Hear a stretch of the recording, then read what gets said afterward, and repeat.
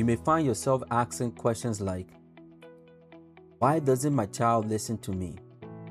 How can I get my child to listen? How do I bond more closely with my child? Am I doing the right thing? How do I become a better parent? How do I handle tantrums? Or maybe deep down inside, you carry a fear and you say, I don't want my child to be raised how I was raised. What can I do? The good news is there is a biblical answer to all your questions, fears, and concerns. In today's episode, I want to talk to you about why it is so important that you meet your child's emotional needs. And in meeting these needs, you have a greater opportunity of raising a well-behaved child. Listen and be blessed.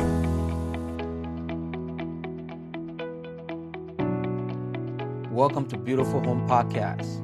I'm Charlie Collins, your host. Many parents are trying to fix their child's behavior without first addressing the child's emotional needs. Emotional needs are the needs that every person has. That is, to feel secured, loved, understood, and valued.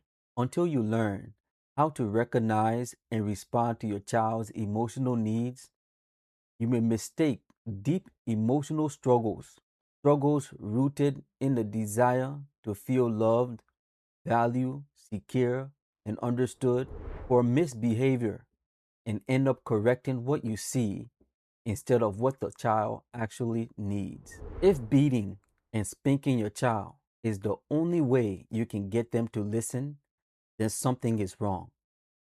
In fact, focusing on the child's emotional needs and consistently meeting them is far more effective for shaping their character and behavior. Yes, there are times when discipline, including spanking, may be used to correct a child.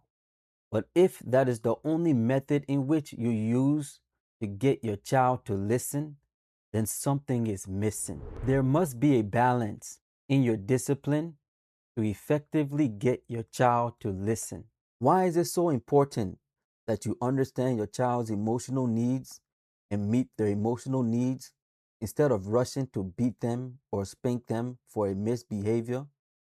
It is because behavior is communication. Children often don't have the words to say, I feel hurt, I need attention, I feel ignored, I want to be understood, I want to feel value, I feel unsafe, I want to feel loved. So they act it out. Example, two children are playing and the other child takes the other child's toy. Automatically, the child whose toy has been taken will throw a fit. Why? Because that's the way in which he knows to express his emotion. When a baby is hungry, the only way that a baby knows to express themselves is by crying. The baby doesn't know how to tell the mother, I want to eat, I want to do this, I want to do that. The baby cries to get your attention. So behavior is communication in a child. You don't beat the baby for expressing his or her emotional need by crying. You look for ways to meet their emotional need. When discipline is not paired with understanding and emotional connection, it begins to build frustration and resentment within the child, which may show up later as rebellion as they grow up. Your child is not a terrible two, as some people will say when a child is misbehaving. Your child is simply learning how to express themselves. Your child could be misbehaving because they want to tell you that they want to feel love, they want to be understood, but they don't know how to use the right tone or communicate that verbally, or that he feels hurt because Johnny took his toy. He does what he knows best, what is natural to him, to cry and whine about it. If we only focus on addressing the behavior without understanding the need behind it, we may silence the behavior but never address the heart. I have seen this play out in real life. A child doesn't want to share a toy, and instead of guiding them in the moment, the parent yells and forces them to give it up and threaten punishment. If the child refuses, the toy is taken anyway and given to the other child. But what really happens in that moment? The child is thinking, that's mine. I'm not ready yet. I feel I have no control. Nobody's listening to me. And instead of being taught how to process those feelings, they're taught that their emotions don't matter. Only their behavior does. Yes, children need to be taught how to share. But when you forcefully take what belongs to your child and give it to the other child, all in the name of trying to correct a bad behavior, you are displaying to your child that nobody needs their permission to take what belongs to them. In doing so, you outrightly make your child feels that their opinions don't matter. You make them to feel not valued. Correction without understanding creates frustration, resentment, and emotional distance between you and your child. Instead of solely focusing on punishing what looks like bad behavior, as a parent, you should be intentional about teaching your child the proper way to express their emotions of hurt, pain, and frustration while still making them to feel valued, loved, and understood. 7 key emotional needs of a child. Number 1, love and affection. You must express love for your child. It is a command and foundation to the child positively receiving correction that will make a lasting change. It is not enough for you to just know that you love your child. You must verbally express it to them. Our emotional needs are so important to God that He often verbally expresses it to us. Jeremiah chapter 31, verse number 3. The Lord had appeared of old unto me, saying, Yea, I have loved thee with an everlasting love.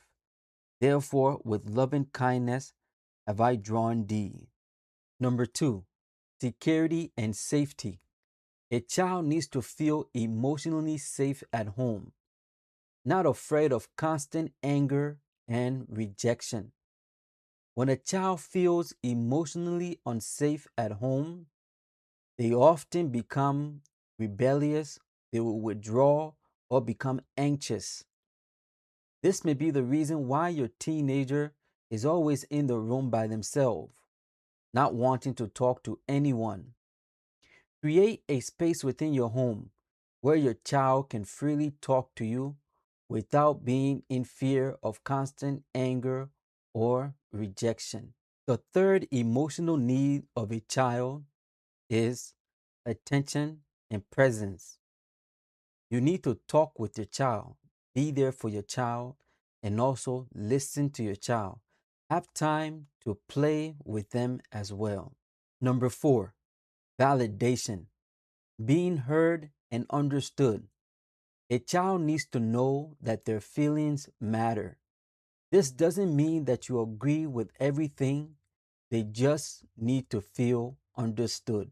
Number 5, encouragement and affirmation. Your child needs words that builds them up, such as, I'm proud of you. You can do it. You did a great job. Without encouragement, children may grow up doubting themselves and doubting their ability to do something great. Number 6, acceptance. A child needs to know that they are accepted even if they make mistakes. Acceptance builds emotional stability and trust. And finally, number 7, belonging and connection. A child needs to feel that they belong to the family. When you take the time to recognize your child's emotional needs and meet those emotional needs, you're not just correcting behavior, you are shaping who they become. Stay patient, stay prayerful, and allow the Word of God to guide you as you raise your child. For more biblical answers to your questions, visit our website. There you'll find more resources to help you and support you in your parenting journey. And if you desire deeper personalized guidance, I invite you to book a session. Together, we can walk through your unique situation and bring clarity, healing, and direction to your home. I want to leave you with this Bible verse, Psalms chapter 115, verse number 14.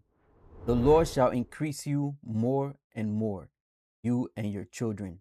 Stay patient, stay intentional, and allow the Word of God to guide you as you raise your children or your child.